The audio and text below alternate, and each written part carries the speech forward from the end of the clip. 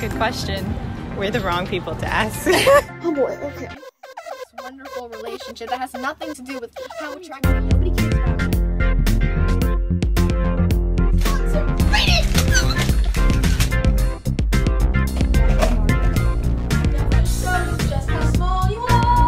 But what we should be, what the American goal is. So, this is not gonna be a permanent background, but I did kind of want to go off a bit. A few weeks ago, a YouTuber named Edward uploaded a video where he went around the streets of Los Angeles interviewing strangers and asking them, what is a woman? A few other YouTubers reacted to that video already in an exhaustive amount, but I wanted to focus specifically on one couple, and more importantly, one individual in the couple. This individual reminds me of so many girls at my school who will present feminine, who are female, who expect to be perceived as something other than a woman. It shows the chaos of this time, the intentional confusion and destruction of language. I know I may come across as imperfect and harsh in this video, but I want to make something clear. This video is not to poke fun at transgender people. This video is to show the harsh reality of what happens when you raise a generation of people who are devoted to the L+ community. They repeat the same things without being able to defend them. They have a contempt for anyone who doesn't hold their beliefs. They have a self-righteous mentality around their beliefs, and their beliefs are logically inconsistent. They're selfish and they're destructive. What she's doing is basically saying that everything should be based on self-identity, but also that everybody should self-identify as something other than their biological sex. What is that going to mean in the future? Is that going to be bad in the future? Most importantly, it is advocating for a world that goes as far away from God's design as humanly possible. This sort of gender anarchy going around is going to erase the family unit, it's going to confuse children growing up, and it's going to lead to a lot of people damaging their bodies.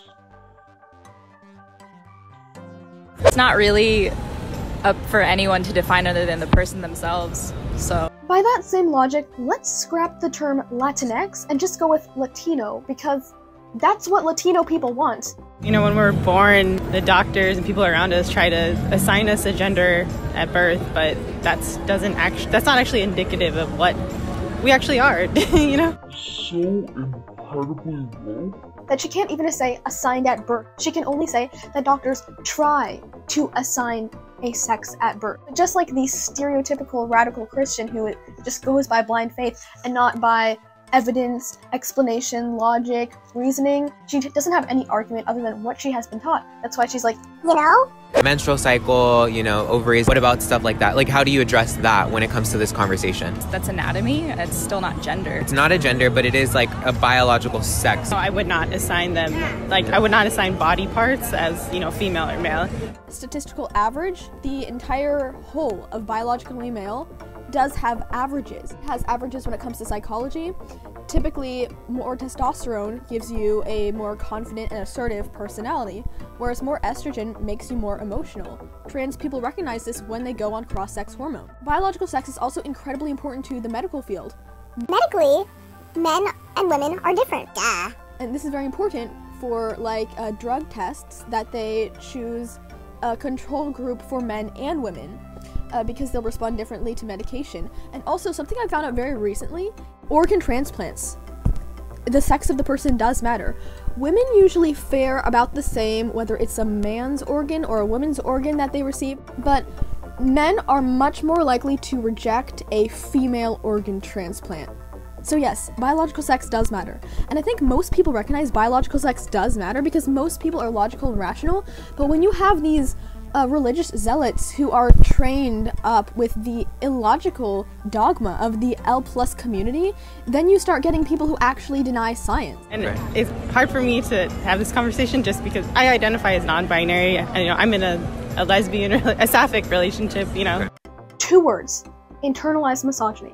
If you're familiar with any of my other videos, I don't think transitioning is the right way to combat gender dysphoria. If you're not identifying as non-binary because you have partial dysphoria, you're simply identifying as non-binary to get away from, most likely, being a girl. But like, why? I can't think of anything else other than internalized misogyny. She resents being a girl. She resents being put in under the same category as girls. She wants a gender fluid society because maybe she doesn't hate cis people, but she clearly doesn't like cis people. A lot of people bring it up in the conversation with transgenders participating in sports. Biology says that there seems to be a difference between males and females in terms of like bone density, in terms of muscle mass and all of that. But there's a lot of athletes that are assigned male at birth and are cis, like Michael Phelps, who have certain advantages already. Yeah, but he's a man competing against other men. Nobody's considering those. Pretty sure you guys have heard about Leah Thomas. Not even just a couple years ago, was still identifying as a male, went through puberty like as a male. She has all of that biological advantage and was able to place in first. Do you guys think that that was fair? I think it's fair. I wish Edward hadn't cut her off because I'd really like to know why she thinks it's fair. I think it's fair, even though when Leah was identifying as a male, placed in 400th and then now places in first, you think it's fair? I think it's fair. Biology did play a part. It could, but it could also play a part in other. We can bring up many different examples. Exactly. Like when I brought up Michael Phelps, he has a biological advantage as well. Some men are naturally more athletic than other men. But comparing the most athletic men to the most athletic women, there is a huge disparity, and that is because of biology. I understand that, but there's a stark difference between placing in 400th and then placing in first. I support trans people. I support people's right to live as they want to live. Now that is something J.K. Rowling would have said. So you're supporting a transphobic turf exposed. To me, it seems sort of damaging to like erase the conversation about biology, especially in these instances when it's clearly like not fair. What is that erasure in terms of trans rights? It's always about the trans rights. It's always about the trans rights. Why would this benevolent and kind-hearted girl care so much about trans rights? I'm glad you asked! People who identify as demigirl fall under the non-binary umbrella, which falls under the trans umbrella. Because she's non-binary. The non-binary falls under the transgender umbrella. See the selfishness here? The lack of empathy and compassion for other people? I think it actually erases women. And she would care why? Don't you want to erase, like cis hetero norms, There it is. Can men hit women now? That's a good question. But why are you jumping? They already do. I think this further proves her internalized misogyny due to the fact that she hates the way society treats women, so is ready to jump up and defend the sexist way women are treated in society, but wants to avoid that by not identifying as a woman. We kind of have middle ground, right? I would say it's a little bit of an incompatibility, like a total mismatch, There it is. This is a religion, and she's unwilling to compromise with it. Right. Yeah, I see this all in the news and it just doesn't make any sense to me at all. I could care less about sports. But you didn't train for sports, and these women did. I mean, just put yourself in their shoes. But I wouldn't want to put myself in a cis woman's shoes. Internalized misogyny. She doesn't care about other women because she doesn't like other women.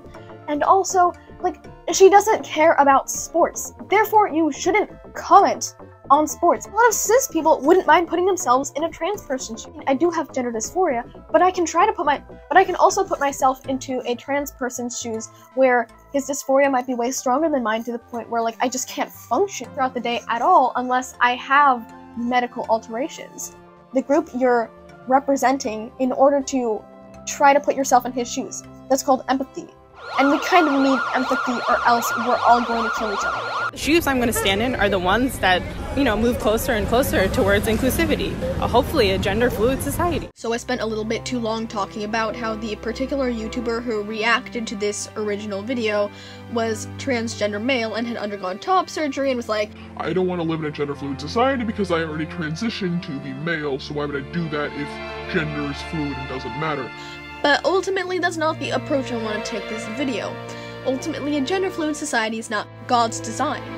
And if our society is against God's design, then people have no value, because people are just accidents. When you lose sight of God and where your worth lies, then you see no value in human life. You see no value in your own life, and you see no value in other people's lives. A buildup of hatred and anger fills you. And you go out and shoot people. You shoot innocent children, you shoot teachers, you shoot students, you shoot random people, you shoot people in the name of racism. As of me recording this video right now, these last 2 weeks, there have been at least 3 mass shootings have happened, and maybe that's common, I don't know, but I've never gotten these news notifications so prevalent in my life. And this is what happens when we move away from God. Issue with that is that It makes sports harder. Big whoop. Who the cares? First of all, that is the least of anyone's worries. Second of all, making words harder is policing language. It's taking away the right to freedom of speech. A woman, she's a woman just like every other woman on that team, right? I mean, not exactly though. That's just not true. Like, there is a difference. We've erased trans women, and trans women are women. Verse 1 of Queer Theory, the Bible for the LGBTQIA+ community. Trans women are women. How does that not erase women when they can clearly come in with the biological advantage and beat everybody out? We're already seeing it happen. Girls have already lost scholarships. Girls will no longer be making the team because it will be filled up with boys. Like, it happened with Leah Thomas. It happened with Fallon Fox, the MMA fighter, who like completely knocked out. But why does that erase women? That's it erases women because they've worked hard to achieve. Define women. Woman to me is someone who can menstruate, someone who has a vagina, someone who, generally speaking, has lower muscle mass, like smaller bone density. Men have one thing, women have another thing. These individual things have gonads inside them that produce hormones that cause the secondary changes Edward is talking about in this video.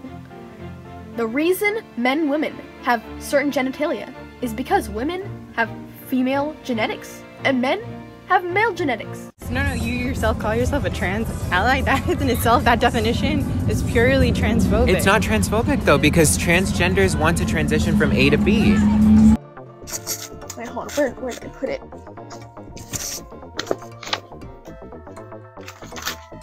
Chapter 2. Anybody who says biological sex exists is a dog whistle of transphobia. Like I said, I think you have some type of misconception you need to clear up for yourself. This is the equivalence of a Christian person saying, I'll pray for you. I mean, I don't know how much longer I have for this video, but I might indulge on my own internalized misogyny.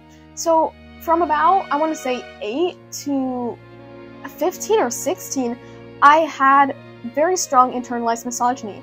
I hated being a girl, and I resented other feminine girls around me. In female spaces, when they would talk about their makeup, literally their bra sizes, going out shopping and clothing and dressing up and blah blah blah blah blah. Like, I was so annoyed, like, don't you realize your femininity is just a product of the patriarchy? And then, when I was about 16, I went on vacation with my family to visit my cousin, and I watched my brother, who is 5 years younger than me, just mock and tease our, I think, 5-year-old cousin, who's a girl and is very feminine. So we have 3 female cousins who are around the same age, and they're all pretty feminine. One is a little bit of a tomboy because she likes to follow her older brother around, but the other 2 are very feminine, and my brother loves mocking them. And watching my brother pick on these little girls kind of stirred something within me, and I recognized that these girls don't enjoy femininity because of the patriarchy. They enjoy femininity because most girls like femininity, and more importantly, they just did it because they liked it. I like historic menswear. In a similar way, these girls like dresses and pink and Barbies and princesses. I have seen an increase in girls just being feminine and getting bullied or not taken seriously because of that. And recognizing that they were more disadvantaged than I was made me want to be more protective of them and more supportive of them. And that was how I cured my internalized misogyny.